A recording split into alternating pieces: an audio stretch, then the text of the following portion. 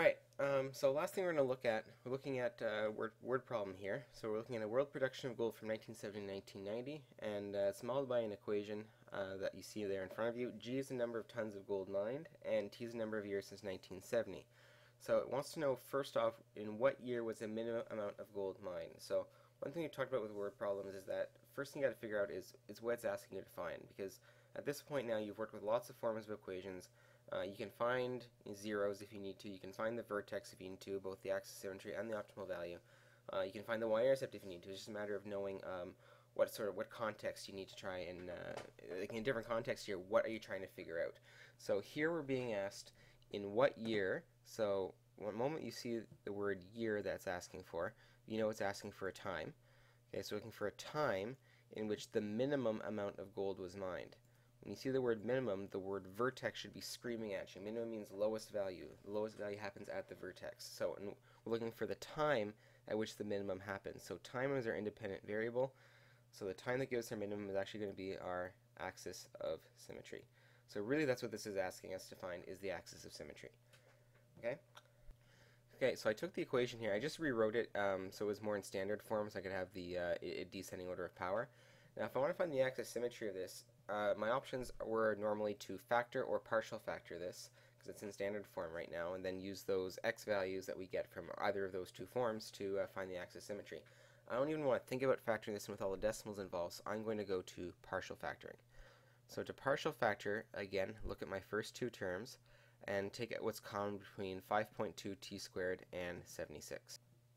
Okay, a quick check will tell you that 5.2 does not go into 76 evenly. So what I'm actually going to do, the only thing I'm actually going to take out here is the t. So t I'm going to take out as a common factor. I'll be left with 5.2t, okay, minus 76 left over, with that 1,492. Okay, and I know the numbers look pretty ugly here, but again, we can do this here. We still have 2 points we can use to find the axis symmetry. The y value is 1,492, but my points are going to be at 0, 1492. Okay, and from this one here, if I wanted to solve for x, or sorry, t in this case, I'd have 5.2t minus 76 equals 0. I'm going to rearrange the equation to solve for t. So 5.2t would equal 76. So t would equal 76 over 5.2. Okay, not a very nice number, but again, gives me a point that I can use. So 76 over 5.2 is my x value. 1,492 is my y value.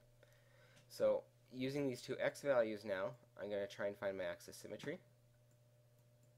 So I have 0 plus 76 over 5.2, all divided by 2. Okay, so I'll let you round that to one decimal place to sort of get our final answer here.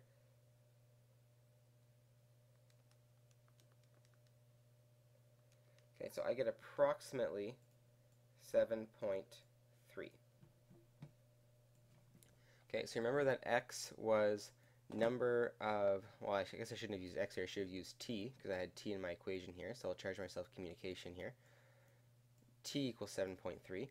So t was a number of years since 1970, so if my t for axis symmetry is 7.3, that's approximately 7.3 years after 1970, or during the year 1977. So that gives us our answer there. Okay. So next question wants us to know what's the least amount of gold mined in 1 year. So here we're looking for an amount of gold, so that's a g value. The least amount's the minimum, so we're looking at something to do with the vertex. So it's actually looking for the amount of gold, least amount of gold mined. That's the y value of the vertex, or the g value of the vertex in this case. It's the optimal value.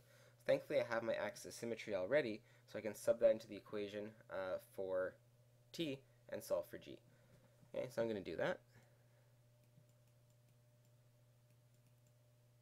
Okay, so I'm actually going to go and add another decimal place to my previous answer. It was 7.31, only because now I'm using this answer for another calculation, so I want to keep things as accurate as possible.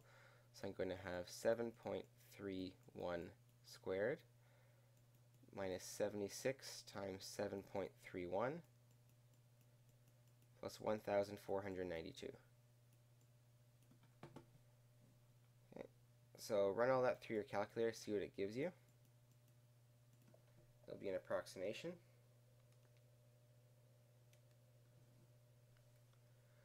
Okay, so after some calculator work, I get 1,214.3 tons of gold mined.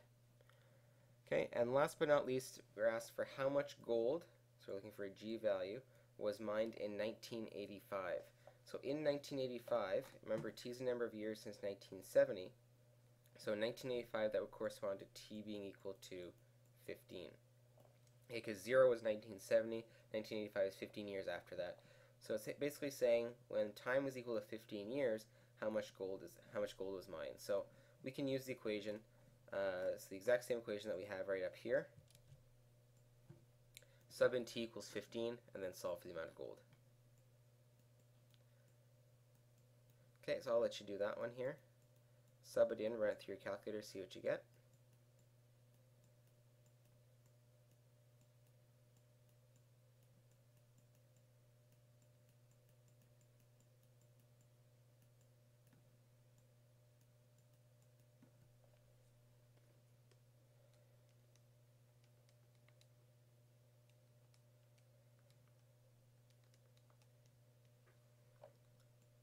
So I get 1,522. Let's check over here, and that is the right answer. Okay, so again, with these word problems, the tricky part is often trying to figure out what we're being asked to find, and then it's just a matter of going through the same steps we've done all along. Okay, so that's it, that's all. There's enough practice homework there to keep you busy. We've got a couple more things to go in this unit before we get into a test, but so far we're on a good track.